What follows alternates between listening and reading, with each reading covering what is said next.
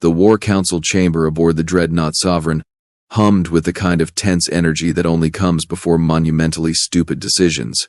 Commander Thex Vol, a towering Krynathi with 4 arms and absolutely zero sense of irony, stood at the holographic display, gesturing dramatically at the spinning image of Earth. "Gentlemen, ladies, and assorted species," he began, mandibles clicking in what passed for a smile among his kind. "Today marks the beginning of the end for humanity." Around the circular table sat representatives from 7 different species, each more convinced of their own superiority than the last. There was Krill, the insectoid strategist whose compound eyes reflected the blue light of the display.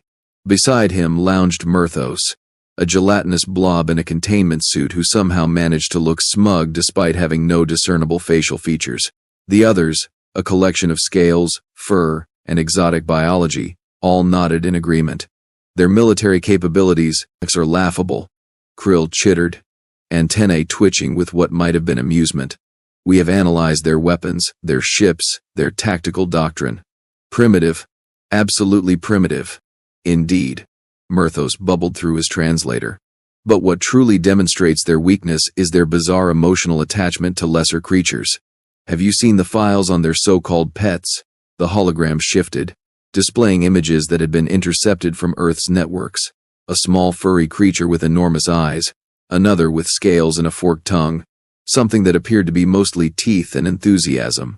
The council erupted in laughter that ranged from high-pitched squeals to deep, resonating guffaws. "They keep carnivores in their homes," Thex Vol roared, slamming one of his 4 fists on the table. "For companionship. Can you imagine anything more absurd?" Wait, Krill interrupted, pulling up another file. "This one is my favorite. The humans have an entire database devoted to images of these creatures doing, quote, adorable things, end quote, millions upon millions of images. They waste computational resources on this nonsense. What none of them knew, what their intelligence gathering had completely failed to grasp, was that humanity's relationship with animals was not a weakness. It was a warning." 6 months later, the invasion fleet arrived at Earth's orbit with all the subtlety of a supernova. 50 warships, each capable of glassing a continent. The Galactic Coalition had sent their best, their brightest, their most technologically advanced forces to crush this upstart species before they could become a problem. The initial bombardment was surgical, precise. Military installations evaporated under plasma fire. Defense satellites became expanding clouds of debris. Within hours, the coalition forces established a foothold on the surface, choosing a sparsely populated region for their forward operating base. That was their second mistake. The first had been coming at all. Lieutenant Vex Torin, a junior officer of the Krynathi shock troops, stood in the alien forest, his weapon raised, scanning for threats. The trees were strange here, tall and covered in rough bark that felt wrong under his armored gloves. The air smelled of things he could not identify, organic and wild. "This is almost too easy," he muttered into his calm. "Where is their resistance? Where are their armies? Celebrating their imminent defeat with their pets, probably."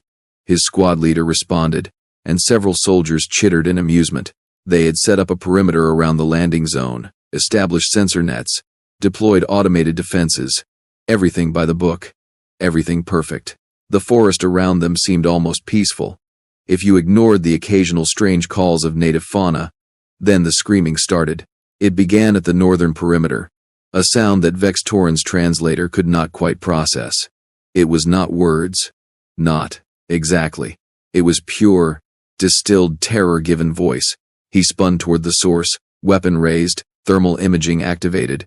"Report, northern perimeter, report." Static. Then, briefly, a voice.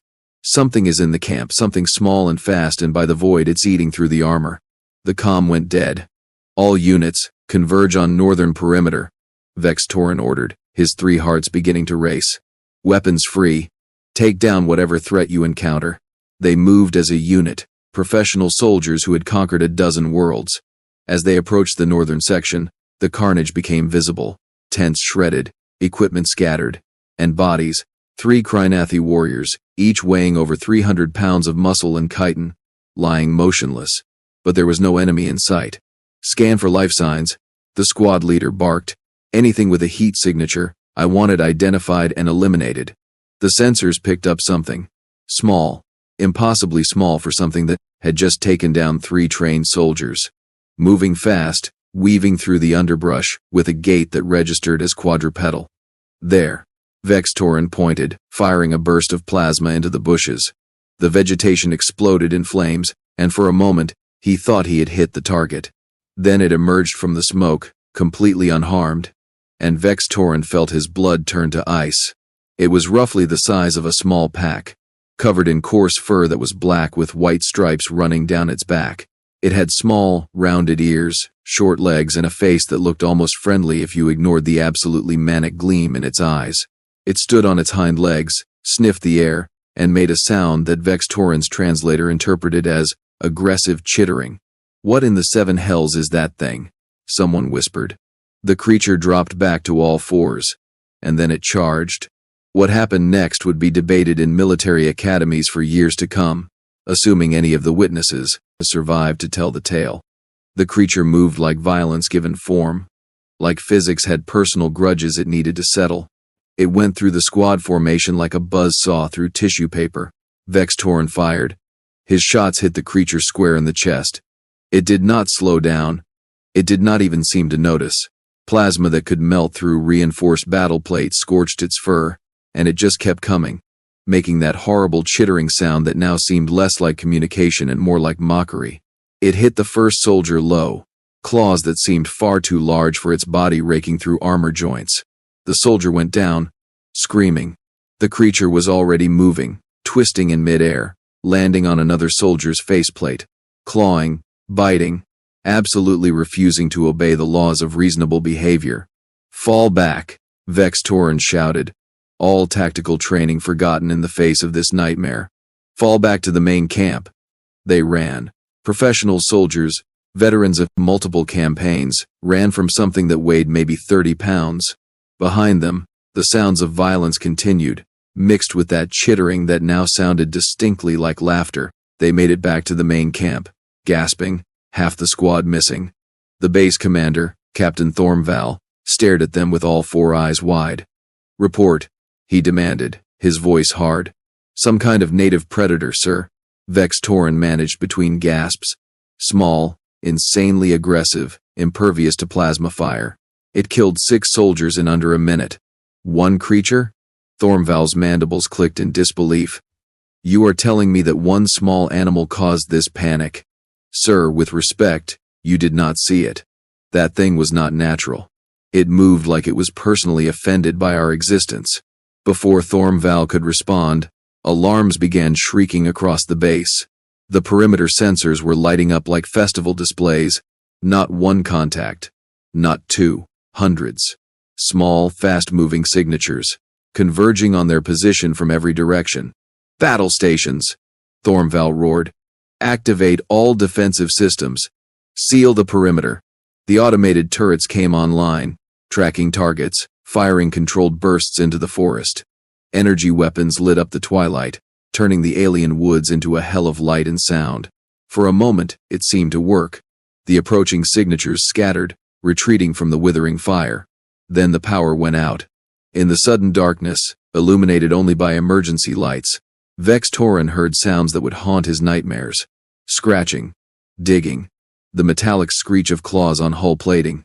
They were everywhere, under the base, in the walls, moving through spaces too small for anything larger than a closed fist. "They are in the conduits," someone screamed. "They are chewing through the power cables." Thormval grabbed his personal weapon, a heavy plasma cannon that required 2 hands for most species.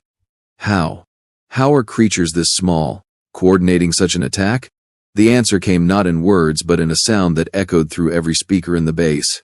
It was a recording, intercepted from local transmissions, of a human child's voice, high and cheerful. "Come on, Striker. Come on, babies. Protect Mama's house. Good babies. Such good babies." "Babies?" Krill, who had been monitoring from the Sovereign, sputtered over the comm. "These engines of destruction are their babies."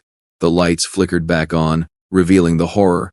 The creatures were inside the base now, dozens of them, moving with coordinated precision that spoke of intelligence, of purpose.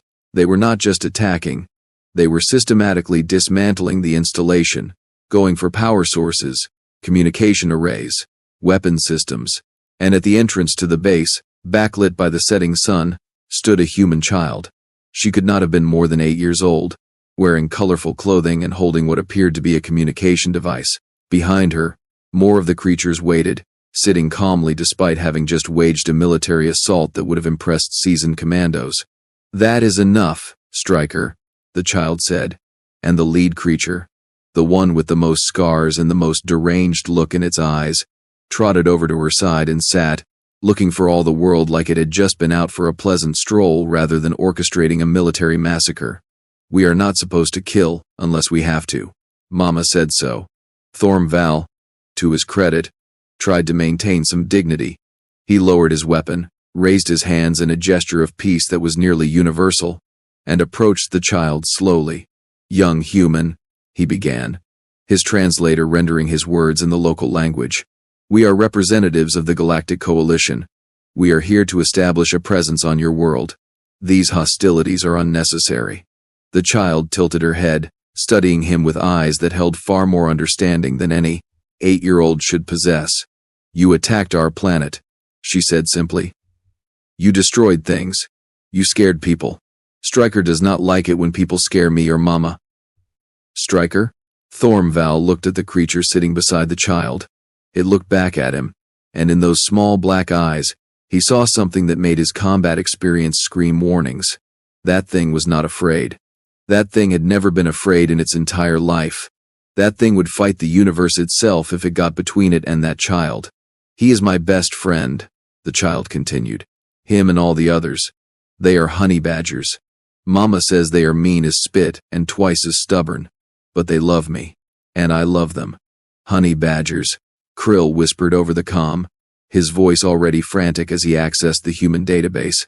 There was a long pause, then, Oh no, Commander Thexval, we need to abort the invasion.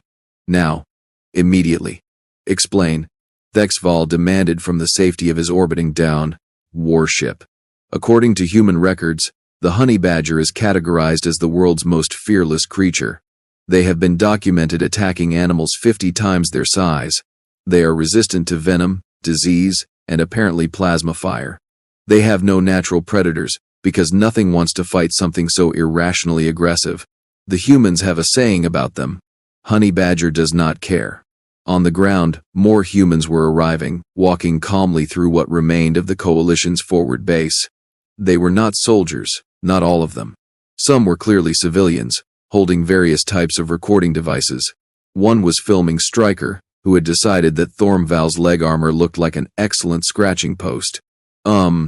Excuse me," one human called out, a male holding a larger recording device. "This is going live on 6 different platforms right now. What is your species name? How do you feel about getting your entire invasion force stopped by a little girl, her emotional support honey badgers? Do you have any comments about the tactical capabilities of Earth's domesticated fauna?" Thormval looked at the camera, at the child, at the honey badger now actively attempting to dismantle his armor joint by joint, at the ruins of his military operation, and experienced something he had not felt since his youth: complete and utter humiliation. He began, his translator struggling with the concept he was trying to express. "We may have miscalculated." The human with the camera grinned. "Yeah, buddy, you really did. Welcome to Earth, where evolution got drunk and decided to make nightmare fuel cute and fuzzy. Wait until you meet someone who has a pet cassowary, or a hippo, or literally any Australian wildlife." That was when the attack came from above. The Sovereign, still in orbit, had decided that discretion was not, in fact, the better part of valor. Thexval, watching the disaster unfold on the ground and feeling his career prospects evaporating faster than water on a plasma fire, made a decision born of desperation and stupidity. "Target the human settlement," he ordered. "Full bombardment. If they want to play with animals, we will eliminate both the animals and the humans who keep them." "Sir, there are still our forces on the ground," his tactical officer protested. "Then they should have succeeded in their mission. Fire." The Sovereign's main battery swiveled, targeting solutions calculated in microseconds. Massive cannons that could reduce mountains to rubble began their firing sequence. And that was when something hit the ship. Not a missile, not a torpedo. Something that the sensors registered as biological matter traveling at impossible speeds. Inside the Sovereign, alarms blared as hull integrity warnings flashed across every screen. Something was chewing through the outer hull. Multiple somethings. Moving through the corridors, making that now familiar aggressive chittering sound. How? Murthos demanded, his gelatinous form quivering in his containment suit. How did animals get onto this ship? We are in orbit, in space, where there is no air. The answer came when security footage showed a human vessel, sleek and painted with what appeared to be advertising for something called Badger Express. We deliver fury, pulling away from the Sovereign's docking bay. Inside the ship, honey badgers were running loose, and they had brought friends. Species identification. Thexval screamed. What else is on my ship? Scanning now, sir. I am detecting honey badgers, as established. Also what the database identifies as wolverines, several Tasmanian devils, something called a coconut crab, at least 2 cassowaries, and, oh no, there is a gorilla in engineering wearing what appears to be a small vest that says service animal. The gorilla, whose name was Marcus, and who was, in fact, a legitimate emotional support animal for a human veteran with PTSD, was currently demonstrating why apes and humans shared such a close evolutionary relationship, which is to say, Marcus had figured out that the glowing panels were probably important, and had decided that important-looking things needed to be tested for structural integrity via the ancient and reliable method of hitting them really hard. Thexval watched his multi-billion credit warship being systematically dismantled by a collection of Earth's fauna and experienced an emotion he thought had been bred out of his species millennia ago. Pure, unfiltered panic. Evacuation protocols. Everyone to the escape pods. This ship is lost. Sir, if we evacuate, we will be court-martialed. The High Council will demand explanations. We will be laughing stocks across the entire coalition. Would you rather explain to the council why we lost a ship, or stay here and be eaten by something called a honey badger? Thexval asked, already moving toward the escape pod bay. The decision was made for him when Marcus the gorilla, having grown bored with smashing panels, noticed the bridge had occupants. The great ape Knuckle walked toward Thexval, signing something that the translator attempted to render as friend, play. Thexval, to his credit, did not scream. He merely evacuated his primary digestive tract, set a new personal record for the 100-meter dash, and abandoned his command with all the dignity of a wet cat fleeing a bathtub. Back on Earth's surface, the child named Lucy watched the escape pods ejecting from the Sovereign like seeds from a dying flower. Stryker pressed against her leg, a low rumble of satisfaction coming from his throat. Mama is going to be so happy, Lucy said, pulling out her communication device and activating it. Mama, the bad aliens are leaving. Stryker and the babies protected the house. Can we have ice cream? The response was immediate, a woman's voice full of love and exhausted amusement. Yes, baby, you can have ice cream. But we are going to have a very serious talk about boundaries and appropriate responses to alien invasions. Again. Okay, Mama, love you. Love you too, sweetheart. Now please tell Marcus to stop playing with the spaceship parts. The scientists want those mostly intact.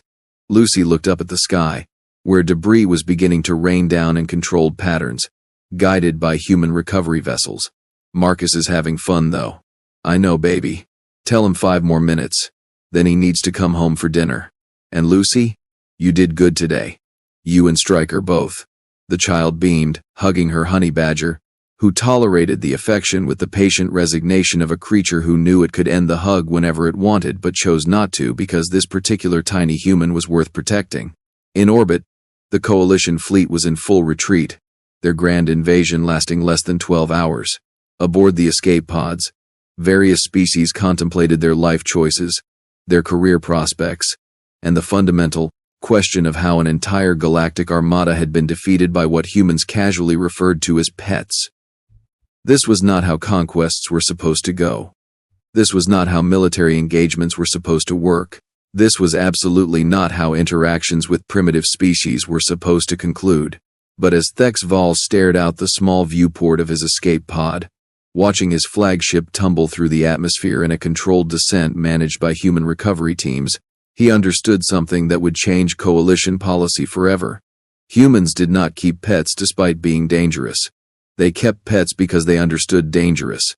They had looked at some of the most aggressive, fearless, violent creatures on their world and said, yes, these are friends. These are family. These are ours to protect, and they are ours to be protected by. Any species crazy enough to domesticate honey badgers was not a species you wanted as enemies. And with that thought, the remains of the coalition invasion force headed back to their respective homeworlds, carrying news that would echo across the galaxy.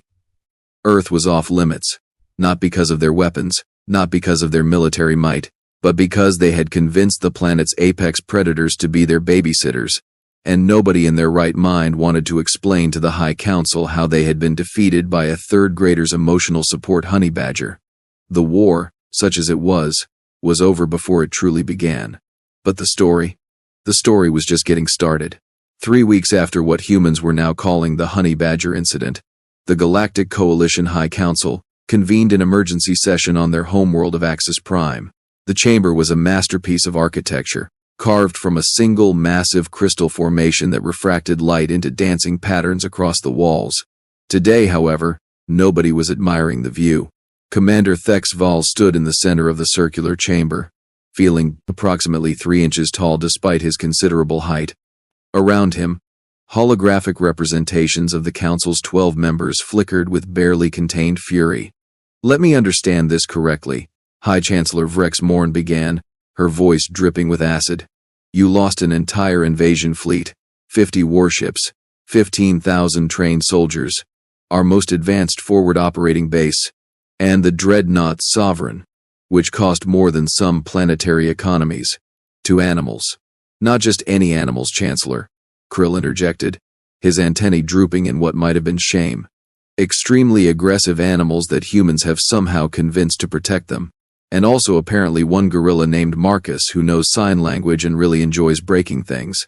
A gorilla, Vrex Morn repeated slowly, as if testing whether the words made more sense the second time. They did not. Named Marcus. He was wearing a vest that said service animal. Myrthos added helpfully. Helpfully, from his containment suit. I looked up what that means. Apparently, humans train certain creatures to provide emotional support and assistance to individuals with various conditions. This particular gorilla helps his human companion manage something called post-traumatic stress disorder. So you are telling me, another council member, a reptilian species called the Vorthak, hissed through his translator, that we were defeated by someone's therapy animal.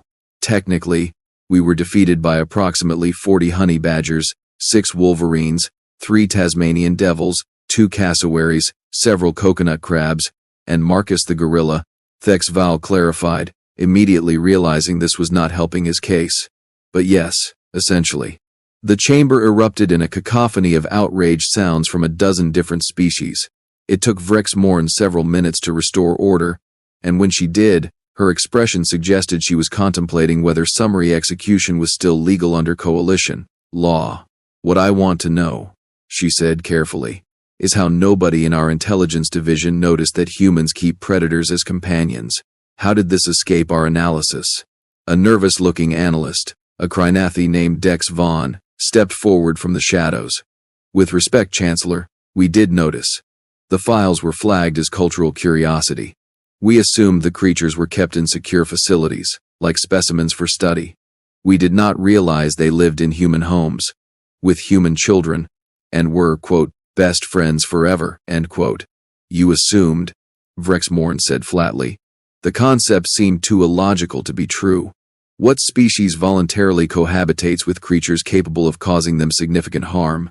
From the observation gallery, a new voice spoke up. It was smooth, confident, and distinctly human. May I address the council? All eyes turned to see Ambassador Catherine Reeves standing at the visitors' podium, flanked by 2 human security officers and, incredibly, a medium-sized dog wearing what appeared to be a formal bow tie. This is a closed session, Vrex Morn began, but Catherine cut her off with a smile that did not reach her eyes. Under Coalition Charter Article 7, Section 3, Any species subjected to unprovoked military action has the right to address the Council. So unless you want to admit publicly that your invasion was provoked, which would be fascinating given that we have zero military presence outside our solar system, I suggest you let me speak. The silence that followed was the kind that usually precedes either violence or bureaucratic surrender. Vrexmorn chose the latter. Proceed. Catherine strode to the center of the chamber, her dog, a golden retriever named Apollo, trotting beside her with the calm confidence of someone who had been to formal events before and found them boring but tolerable. Members of the Council, let me explain something about Earth that your intelligence division apparently missed. We are not a planet of warriors, despite what your recent experience might suggest. We are a planet of survivors. She gestured, and a holographic display activated, showing Earth's history in rapid sequence. Our world has tried to kill us constantly. Ice ages, volcanic eruptions, meteors, diseases, predators that made your honey badger encounter look like a pleasant afternoon. We did not conquer our planet through superior firepower. We did it through adaptation, cooperation, and the understanding that sometimes the scariest thing out there can become your greatest ally. The display shifted, showing ancient humans alongside wolves. 30,000 years ago, we looked at an apex predator, something that could easily kill us, and we said, "Let us be friends." And those wolves became dogs. She rested her hand on Apollo's head. This is Apollo. His ancestors hunted in packs, could run down prey for miles, and had bite forces that could crack bone. We turned that into loyalty, companionship, and unconditional love, not through force, through mutual respect and benefit. Another shift, cats, horses, cattle, birds. We did it again and again. Every creature you saw in that invasion? Honey badgers are vicious, yes, but the ones who protected Lucy have lived with her family for 3 generations. They were rescued as babies from poachers. Lucy's great-grandmother nursed them back to health. They remember. Animals always remember who saves them. Marcus the gorilla, Catherine continued, her voice taking on an edge. He was born in a facility where his kind was being held in conditions that would make your prisons look like luxury hotels.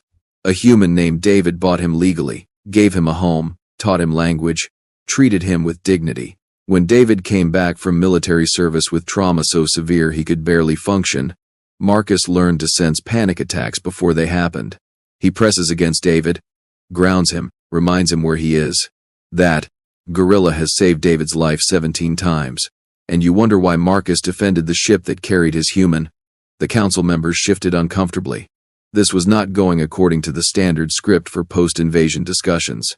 But here is what really bothers me, Catherine said, and now her smile was gone entirely. You came to our world with weapons designed to kill millions.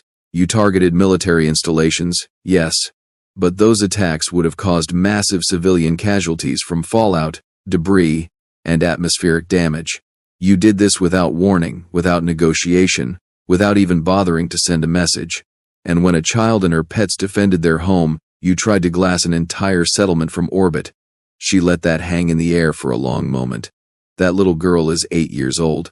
Her name is Lucy Martinez. She has nightmares now. She wakes up screaming, thinking aliens are going to hurt her mother.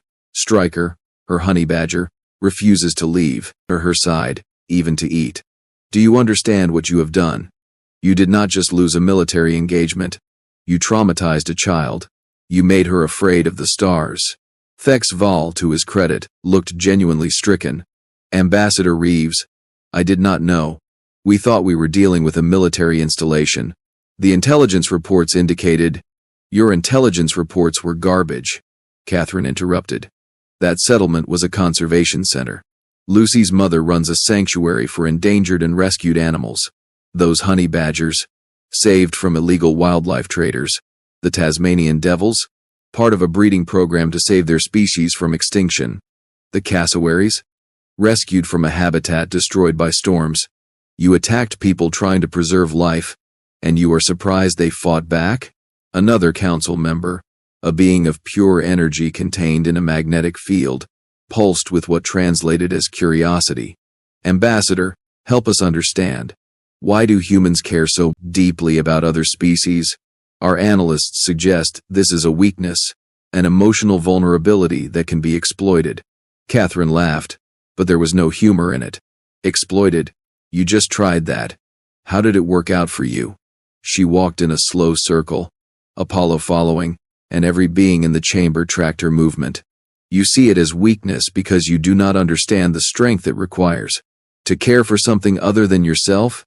To take responsibility for a creature that cannot speak your language but trusts you with its life. That takes courage. That builds character. That creates bonds stronger than your alloys and more resilient than your energy shields. The display changed again, showing footage from the invasion. But this time, the perspective was different. Human families evacuating, grabbing their pets before their possessions. Rescue workers, pulling animals from damaged buildings. A firefighter carrying a terrified cat while a structure burned around him. An elderly man refusing to leave his home until his birds were secured. You wanted to know our weakness? Catherine asked softly. Here it is. We love things that cannot defend themselves. We protect things that cannot repay us.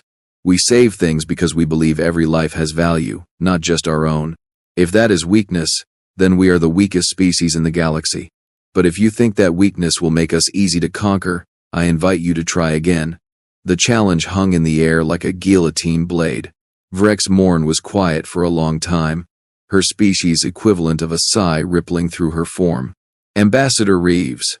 The Council acknowledges that this invasion was ill-conceived and based on faulty intelligence. We are prepared to offer reparations for the damages caused. We do not want your money, Catherine said bluntly. We want 3 things. First, a formal apology delivered to Lucy Martinez in person, by whoever ordered this invasion. Second, full membership in the Galactic Coalition with all rights and protections thereof. And third, a treaty that recognizes not just human rights, but the rights of Earth's animals under galactic law. That last one is unprecedented, a council member objected. We do not extend rights to non-sapient creatures. Then maybe it is time you started, Catherine shot back. Because from where I am standing, those non-sapient creatures just taught your military forces a lesson in tactical superiority. If they are smart enough to coordinate a defense, they are smart enough to deserve protection. The debate that followed went on for hours, with various council members arguing points of law, precedent, and practicality.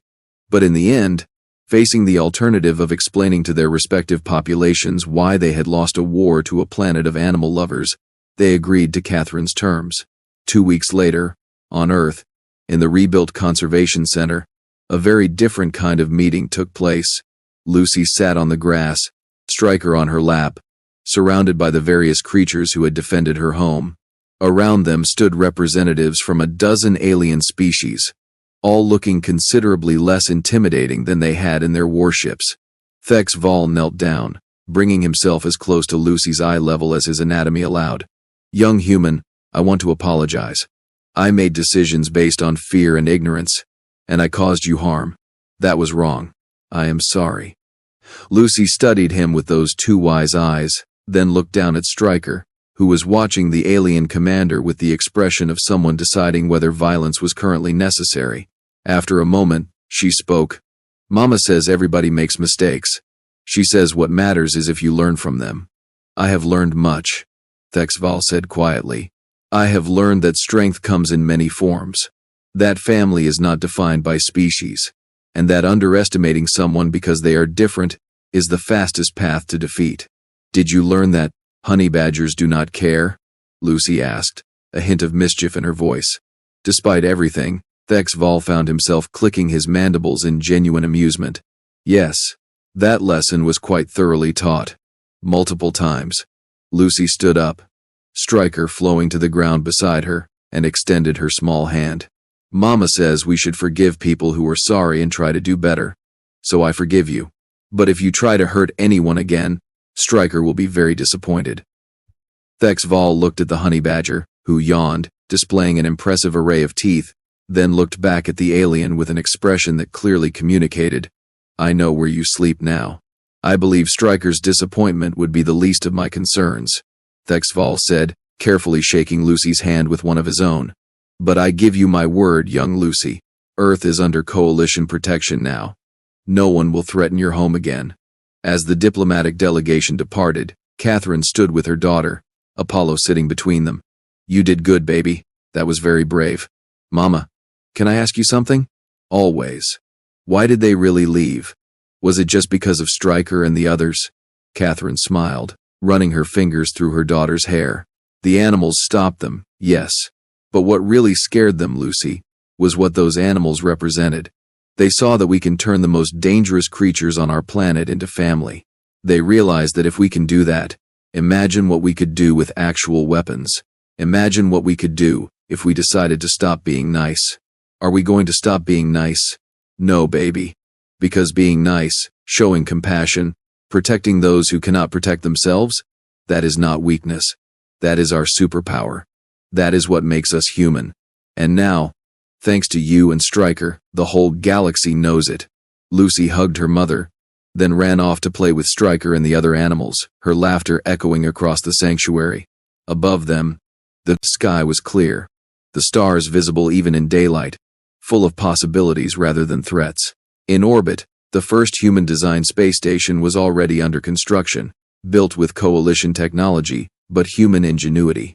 Ships from across the galaxy were arriving, not as invaders, but as traders, diplomats, and curious visitors who wanted to see the planet that had defeated an invasion with house pets. And on every ship, in every conversation, in every corner of known space, a new phrase was spreading. It was simple, only 4 words, but it carried the weight of a lesson learned the hard way. Earth remembers, Earth protects, but perhaps more importantly, whispered in bars and transmitted in encrypted channels, repeated by soldiers and strategists alike, was another phrase, a warning that needed no translation. Never mess with someone's emotional support, honey badger. Because somewhere on Earth, a little girl was sleeping peacefully, knowing she was safe. Beside her bed, a small creature with black and white fur kept watch, fearless and devoted, ready to take on the universe itself if it threatened his human. And across the galaxy, beings who had once dreamed of conquest now looked at Earth with something new in their eyes. Not fear, exactly. Not respect, though that was part of it. It was recognition. Recognition that humanity had done something remarkable. They had looked at a world full of creatures that could kill them and said, "We choose love. We choose partnership. We choose to be stronger together than apart." And in doing so, they had become something the galaxy had never seen before. Not conquerors, not victims, but protectors, guardians, a species that would defend not just their own kind, but any creature that trusted them with its life. The invasion was over, the treaty was signed, the stars were open, but the real story, the one that would be told for generations, was simpler than any grand space opera. It was the story of a little girl and her honey badger, and the day they taught the galaxy that love is not weakness. It is the strongest force in the universe, and it does not care what you think about it.